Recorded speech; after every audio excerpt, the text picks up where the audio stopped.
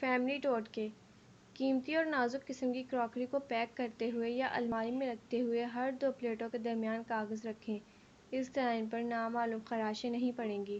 اگر pressure cooker کو کھولتے ہوئے اس کے اندر کا گرم مواد آپ پر گر جائے یا کہیں سے بھی تھوڑی بہت زیل جل جائے تو آپ صابن کی جھاگ اس پر لگائیں حتیٰ کہ آپ کو سکون محسوس ہونے لگے۔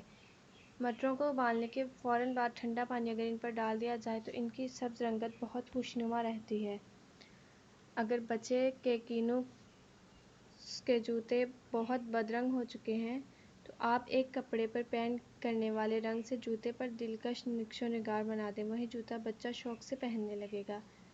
اگر ڈاک کے ٹکٹ کسی جگہ پڑے پڑے آپس میں چپک گئے ہیں تو ان کو علیحدہ کرنے کے لیے فریج میں رکھ دیں، کچھ دیر بعد آسانی سے علیحدہ ہو جائیں گے اور ان کی گوند بھی قابل استعمال رہے گی۔ سلاد کے پتوں کو دھو کر ان کی ڈنڈیاں ایسے پانی بھرے پیالے میں رکھیں جس میں چند برف کی ڈالیاں اور لیموں کے رس کے چند قطرے ملائے ہوں۔ اس طرح سلاد یا سبز پتوں والی سبزیاں تر و تازہ رہیں گی۔ بینز کو ابالتے ہوئے اگر چٹکی بھر میٹھا سوڈا ڈال دیا جائے تو ان کی سبز رنگت برقرار رہتی ہے۔ چائے کی پتی بیکار ہو جائے تو اسے وارنش والے فرنیچر پر رگڑنے سے فرنیچر کی چمک بڑھ جاتی ہے۔